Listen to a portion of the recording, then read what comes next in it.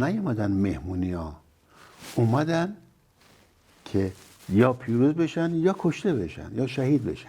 هواپیما رو لول کردم، فیکس باتم آینس رو بزنم که موقعیت اینا رو پیدا کنم، چون بالاخره همشون که از بین نمیرفتن که بازم بچه ها بیان. نگو توی این مدت اینا چون از پیشروی ناامید شده بودن رفتن توی زمین.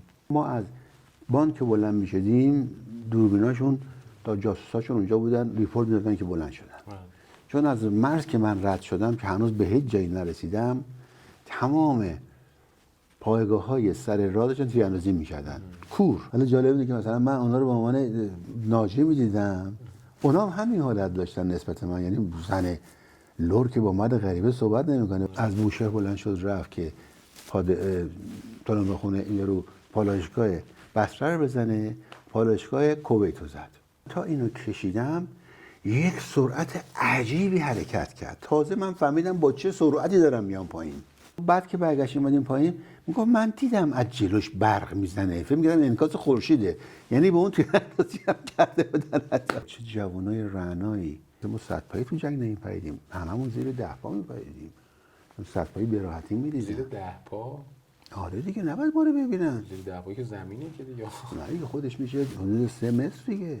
تا اینطور شد یهو پوپ هواپیما رو زدن. من برگشتم این طرف دیدم بالمالم سالمه.